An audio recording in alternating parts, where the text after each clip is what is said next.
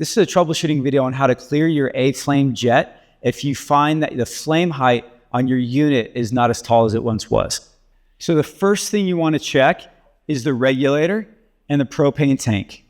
You're going to want to turn the propane tank all the way off and also turn your regulator all the way off. And the reason being is because both the propane tank and the regulator have a safety valve in them.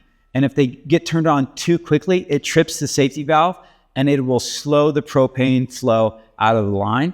So the sequence is to have both of them completely shut off.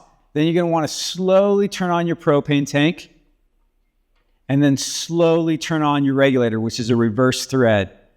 Test the unit. See if it went back to the proper height that it came when you originally bought the unit. If it didn't, I'm going to run you through the next step.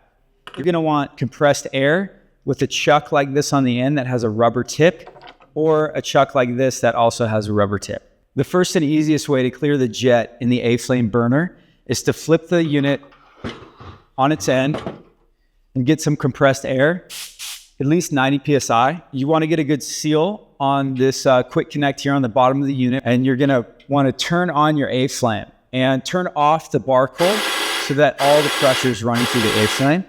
And give it a good 5-10 pushes.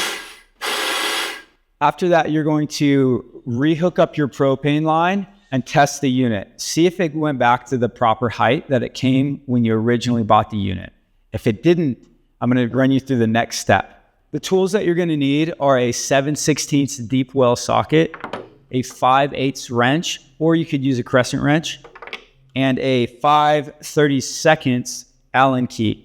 Also, it's good to have some pipe tape to redo one of the seals on the fitting. You're also going to want some red Loctite and some soapy water or some Windex.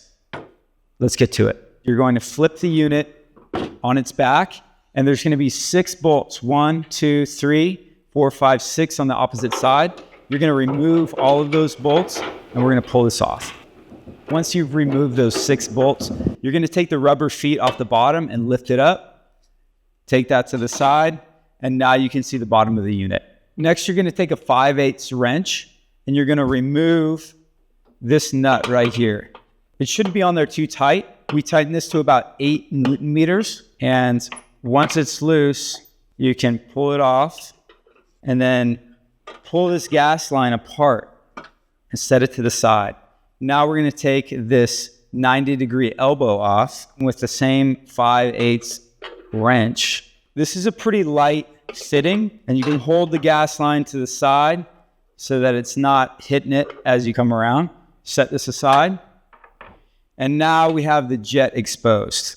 With the jet, you're going to take a 7/16 deep well socket, and you're going to, again, gently pull that off.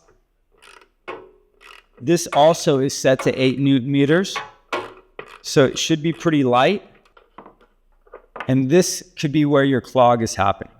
You're going to take and you're going to look at the light and see if you can see any debris in the jet. So if there is something within the jet, you're going to want to take a paper clip or a Q-tip with alcohol on it and get in there. And if there's anything clogged in there, like a piece of sand or a piece of plastic, that's going to be an easy way to clean that out. After that, you can reapply some pipe tape. 3 wraps is about good. You want to make sure that there's no pipe tape coming up over the collar of the jet. And what I'm going to tell you next is very, very important. There is a deep side of the jet and there is a shallow side of the jet. The shallow side is what's going to be going back into the A-flame burner, and you're going to just gently thread that on. If you have a torque wrench, we are doing 8 Newton meters. You can see how light this is. If you don't have a torque wrench, not a big deal. You're going to go about a 1/4 turn past snug, right about there is 8 Newton meters. Then you're going to want to reinsert this 90-degree elbow. Again, keep that gas line out of the way. You're going to go till it's hand snug. And then for this one, we're going to go about 3/4 of a turn all the way around so it connects back with the gas line. And this gas line is going to create a nice natural seal against this tapered edge right here. Once you lock in that 90-degree elbow and have it lined up with the gas line, you're going to take a little drop of Loctite, put a little drop on there, and work that in by hand, nice and tight. And then you're just going to go not too tight, nice and gentle, little quarter turn past snug, and that's it. Before we put everything back together though, you want to run a leak test. You're going to reinsert your gas line to the quick connect. Make sure your unit is on. And before you turn any knobs, you're just going to take some soapy water or Windex and check these gas lines here and these fittings.